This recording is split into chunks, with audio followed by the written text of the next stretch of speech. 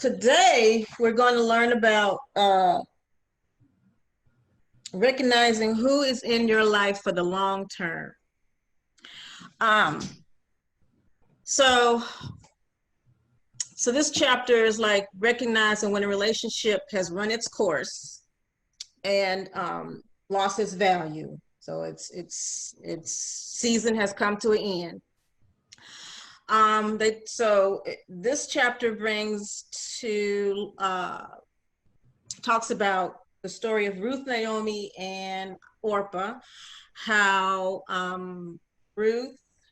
Naomi and her husband went to move somewhere because there was a drought. I'm just skimming this because if I start reading it, it just sounds.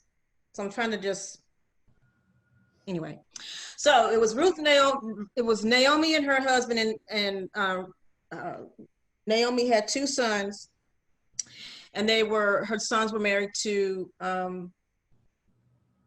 Ruth and Orpah.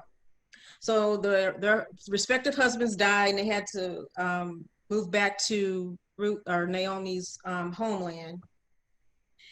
And Orpah didn't go with them, but Ruth stayed with them. So let me just read this. I'm gonna just messing this up anyway. Okay, so some people are intended to be covenant partners, while other people are only he brings up this term halfway friends in this chapter. So everyone who comes into your life is not supposed to be your best friend or, your ace boon coon or in your inner circle. Everybody you come into contact to is not coming into your life for that purpose. Sometimes they're going to step in there for a time and then step back out. So God brings people into our lives who we interact with for, like I said, a specific time or a specific purpose. So Ruth was one of those people that was sent to Naomi to be a lifelong friend eventually. And in another term for lifelong friend, the author uses is covenant partner. Orpah was only in Naomi's life for a short time, up until when her husband died, which was Naomi's son. And Orpah, her willingness to leave Naomi was one of the reasons that she was termed a halfway friend in this chapter. So if we can understand that God's season and purposes for each relationship, those with whom we relate to, some of them can be joy and blessing, and some of them are just for a certain time to fulfill a purpose. What is a covenant partner? A covenant partner is more than a promise, or a covenant is more than a promise or an agreement. It's like a serious, unbreakable bond that exists between God and an individual. It could be God and a group of people. Like God with the individual, like would be an example of God and Abraham, or God and a group of people would be God and Israel. And then, or God and his covenant with all believers. That's another example. Could be between two individuals like David and Jonathan, or between nations or groups of people. The first covenant was between God and Abraham, and it involved a shedding of blood, and that's called a blood covenant. That's the highest powerful covenant, is the blood covenant. So, which is what we have with Christ. It is a blood covenant. So in biblical times, a covenant relationship, in a covenant relationship, it was termed, it was like, what's yours is mine, and what's mine is yours. Both parties shared friends and enemies. So today we don't have, some people do, but today you have more of a limited time friendships. Like if you get mad at somebody, you just don't talk to them no more. That's the end of that. There's no trying to heal anything or build it up.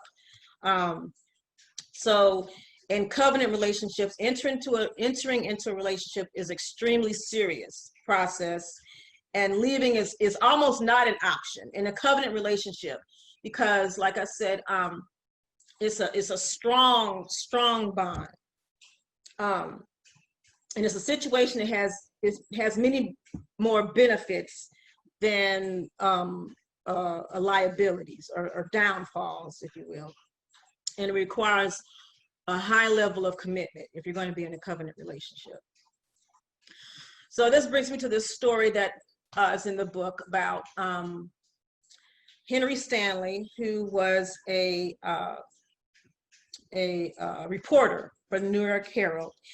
And he was sent on a mission to Africa to search for this missionary who was lost or hadn't been heard from in like a couple years in Africa. So he was looking for this medical missionary, and the medical missionary's name was David Livingstone.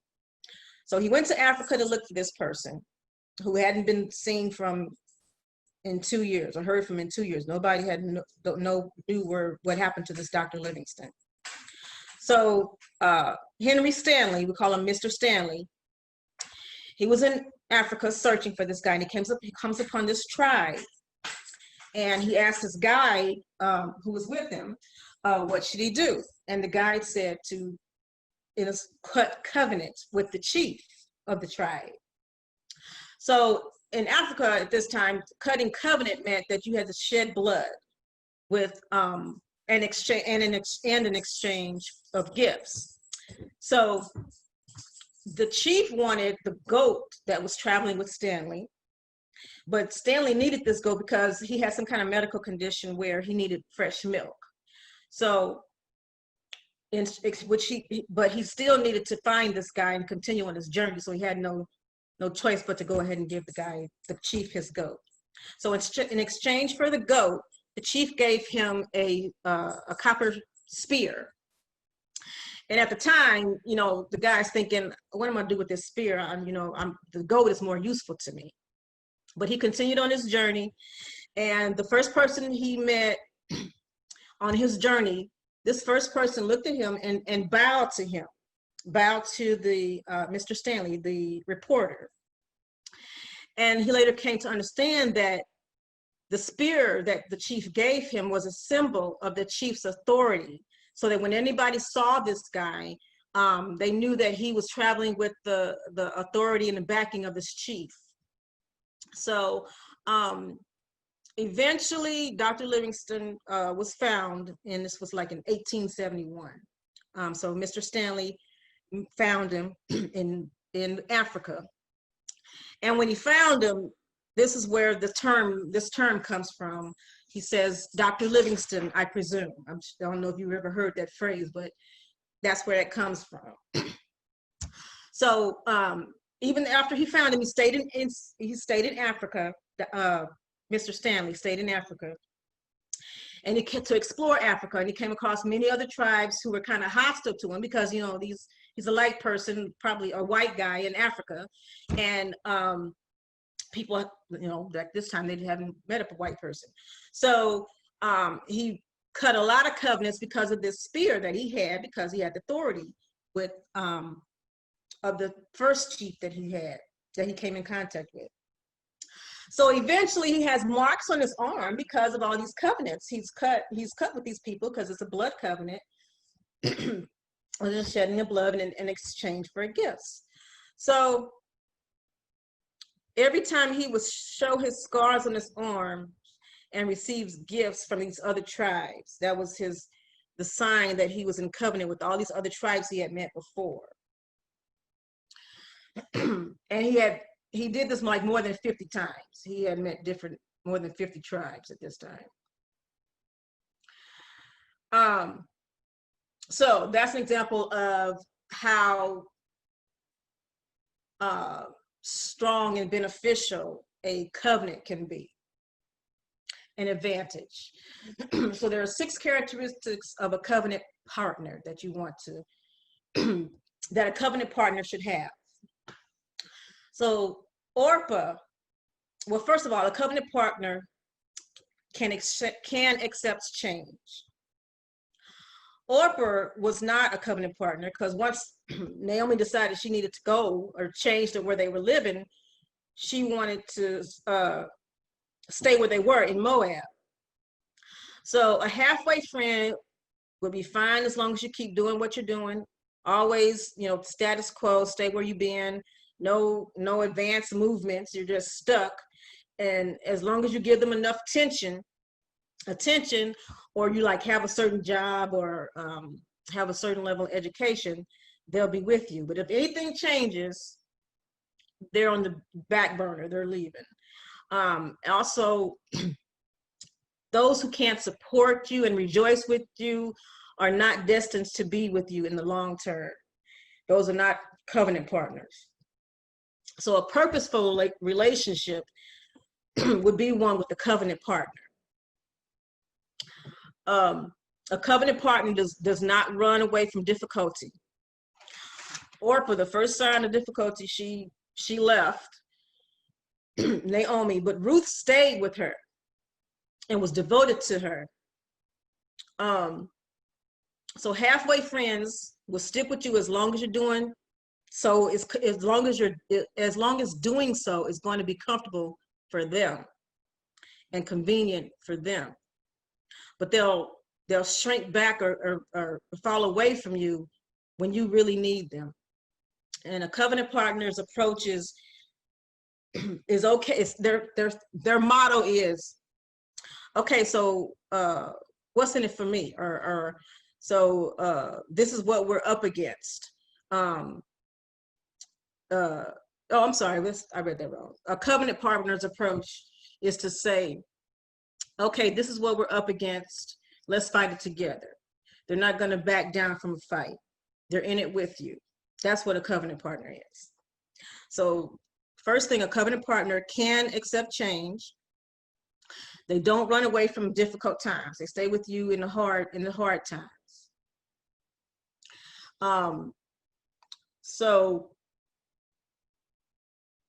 Also a good indicator is if a small problem comes up and this person is not in your corner, then you know when something bigger comes along, they're really not going to be someone you can stand with. So if people step away, stop communicating, or seem unavailable when you're going through a challenging time, even though they may have a lot of good qualities, they probably aren't covenant partners for you. So, and another trait of a covenant partner is that they'll trust God. A covenant partner is going to trust God. Ruth tells Naomi that your people will be my people, your God will be my God. So a covenant partner is going to trust the God that's in you. So you need someone who trusts God completely, who'll pray with you, encourage you to trust God too with them.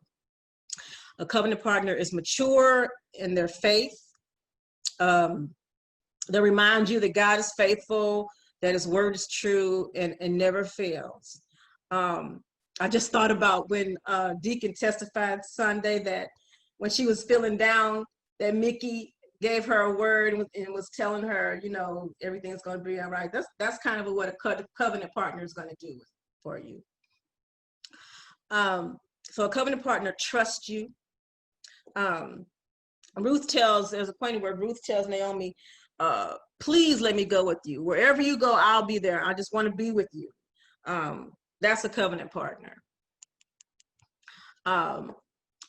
One of the differences between a covenant partner and a halfway friend is if the halfway friend doesn't really trust you. They stick with you as long as they understand your behavior. But as long as you get unpredictable, or as long as if they don't agree with you or approve of what you're doing, that's the moment that they're going to walk away. So the moment you do something out of the ordinary, they begin to wonder about you, like something is wrong with you. They may even question your sanity, your faith, integrity. But a covenant partner knows you thoroughly, sometimes better than you know yourself. They know your heart, they know your integrity, your walk with God, because of this deep knowledge and a close relationship with you. A covenant partner is not going to require an explanation when they don't understand what you're doing. They may ask you questions about it, but they're not going to ask you to defend yourself about what you're doing. So your covenant partner is going to say, if this is how God is leading you, then I'm in, I'm for it.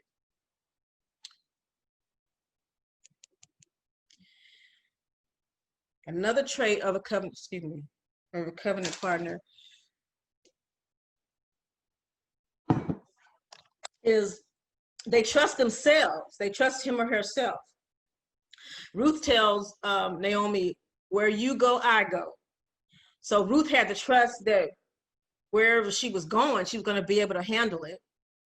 She had to have self-confidence and be secure, because she's going into this place. She doesn't,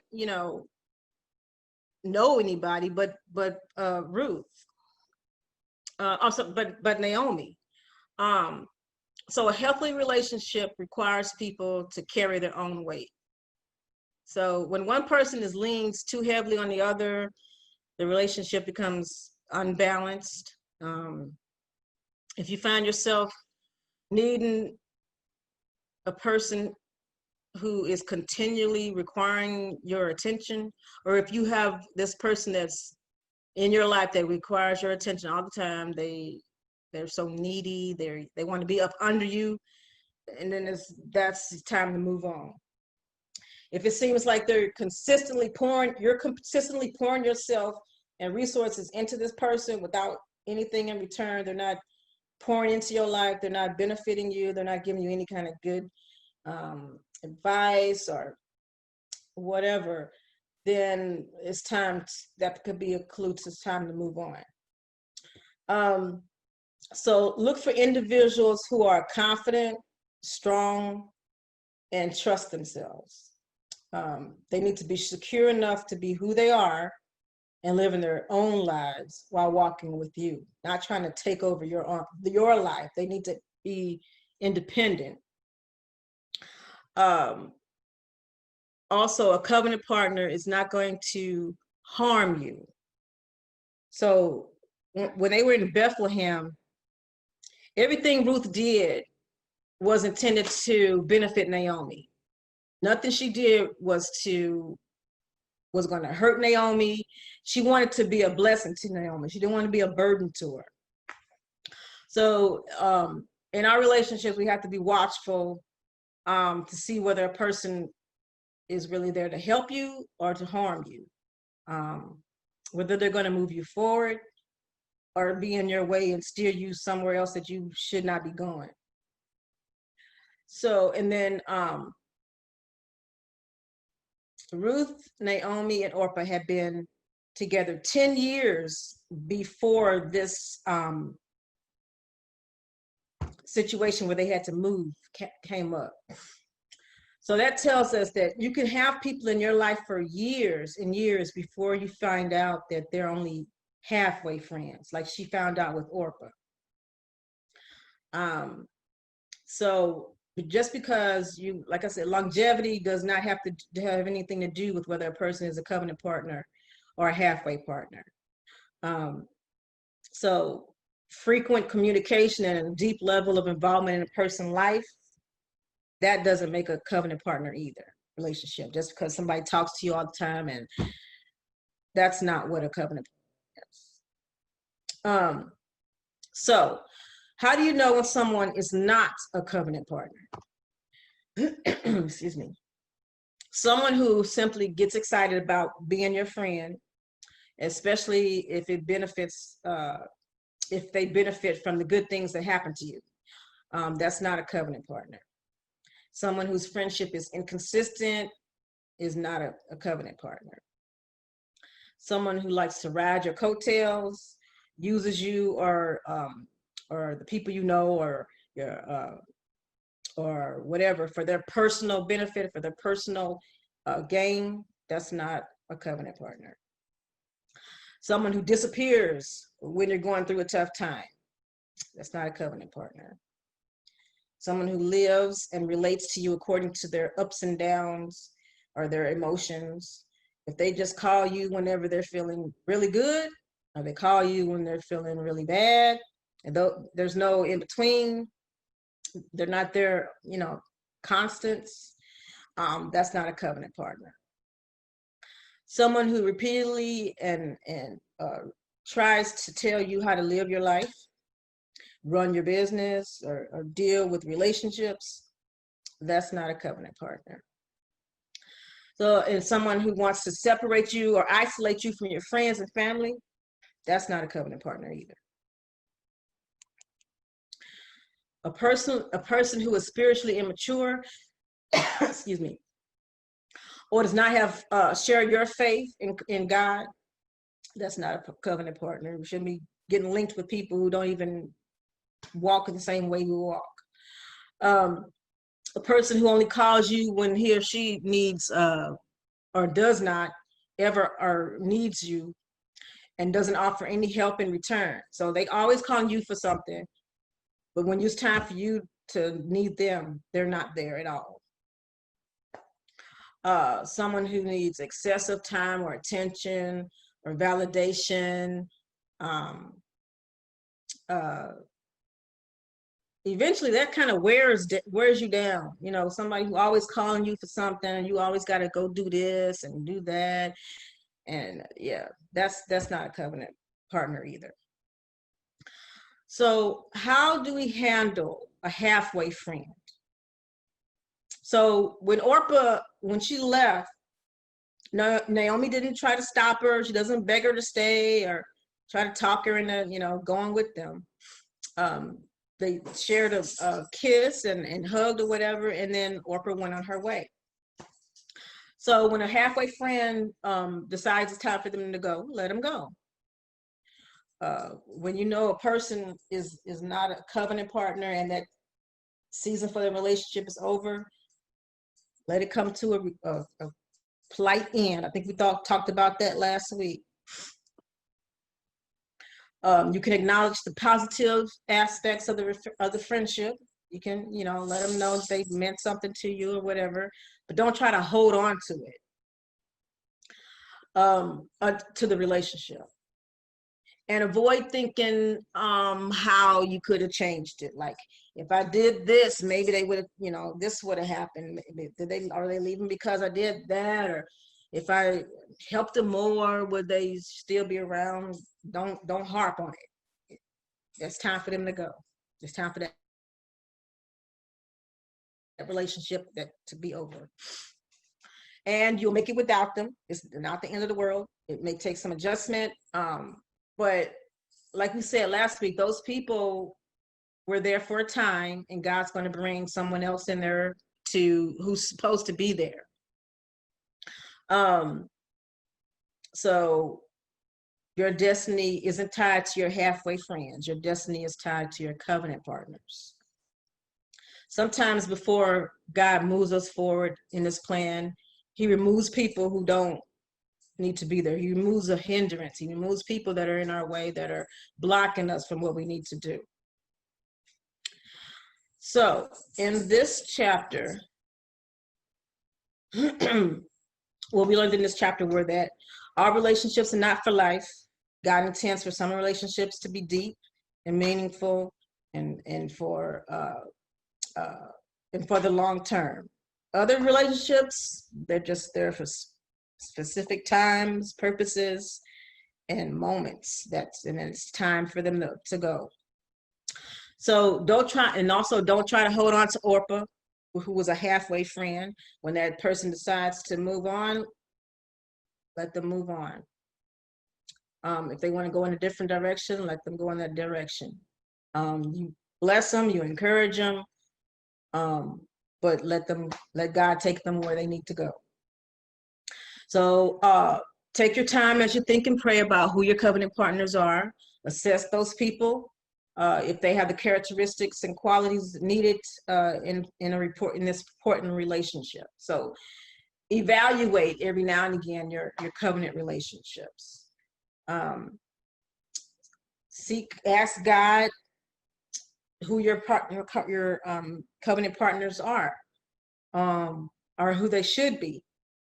But wait until he gives you like a confirmation and settle, and you know this is what this person is before you move forward in that relationship. Don't quickly dismiss or walk away or let go of a covenant partner, because a covenant is a solemn binding agreement before God. So because people are human and we live in a fallen world, I guess they call it, there are occasions when two covenant partners may need to separate. So this should be done only with much prayer and counsel and guidance, after every effort for reconciliation has been exhausted. That's between two covenant partners. And that's it. Anybody have any questions? Well, I'd like to thank Orpah for staying instead of going and being a burden, because she would have been a burden on them if she had went on. She would have been So a burden. at least she left, you know, at least she did stay. And that, I mean, I think that shows a bit of honesty. You know what I'm saying? Yeah, there's no harm. I don't know, but it's just the term that we use for people. Not all halfway friends are going to be, you know, detrimental. You know what I mean? It's just a time it's just time that, you know, that's time what it is. Right. Yeah. Yeah. So yeah. And like you said, it's for a season. I mean, you know, she was an in-law, and what bound them together was the family.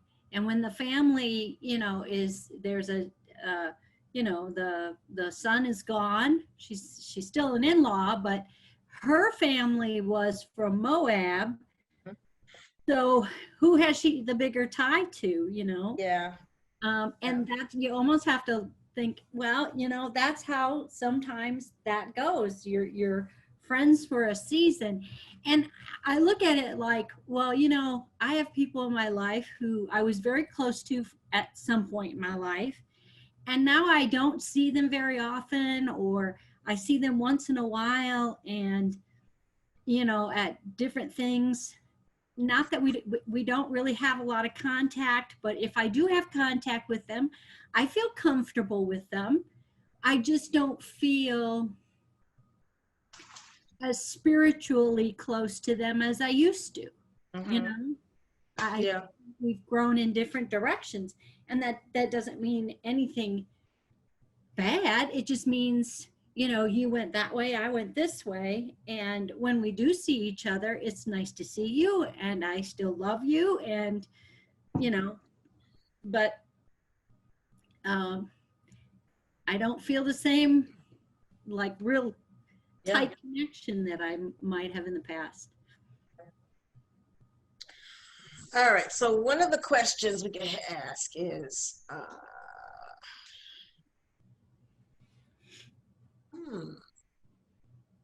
okay, so is there anybody in your life right now who has the potential to become a covenant partner?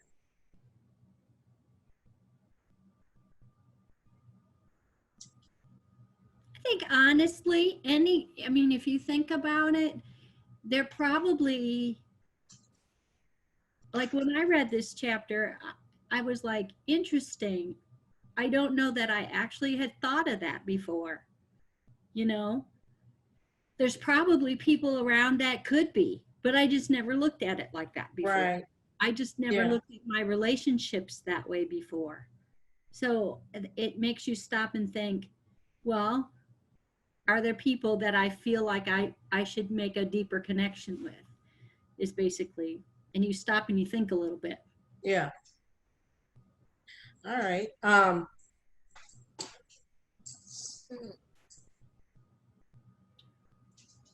Oh, here's one. This one's for Mother Trout. She has to answer this one. There's only the three of Okay, us. so if you have a major disagreement or problem with a covenant partner, what relationship skills have you learned through this book or elsewhere that will help you successfully navigate and work through that difficult time?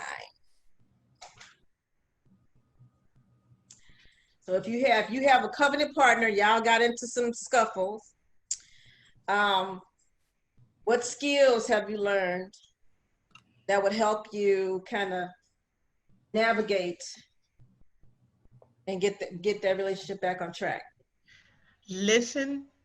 And you know, when we say listen, I don't mean just hear, you know. So some of us, we just hear what they're saying, but we're not really listening. So one of the things would be to listen and really understand where they're coming from before we jumped too much to conclusions about things, but to listen first. And then always try to remain calm, because you know, if you start to heighten things, oh yeah, it gets heightened. Your voice starts to get here, right? And the person's like, "What? I'm down here. What you gotta go up there for?" and then they get up higher than you, and then you go up higher, and then next thing you know, you're fighting. So you know, but yeah, listen, remain calm and just try to understand first where they're coming from, because even if they are wrong, there's a reason that they came to that conclusion, and there could be some right in there, and maybe you can help bring them around to, you know, where they erred at, and then on the other hand, they could be totally right, and if you listen and understand, then you can understand where you were wrong. And I think one of the things that the author repeats over and over again is to be prayerful and make sure you're listening to God as well. And don't do it based on who you want, and be watchful for certain behaviors, because even the author talks about certain behaviors that were giveaways to him as to people who he thought he was in covenant with, but they were something different. Yeah. You know, so I've learned that much, where you can be, he's talked about different people and how we perceive the relationship and how they perceive the relationship, and are we, you know, that we're not always in the same place, and to be prayerful and to be really listen to God about what it is he wants us to be and do. And that should take priority. If it's a covenant partner, I would say, and it's a disagreement, you know, some of those things that he talked about is that eventually you'll be able to work it out. Yeah. Okay, that was chapter 12. Only 3 more to go. Yep, 3 more to go. I have a quick, unfortunately, I wasn't here for it. Could you just like run down real quick, just the list? You said there were 6 characteristics of a covenant that a covenant partner should have. I got the first one, they can accept change. What were the other ones? The other ones were right here.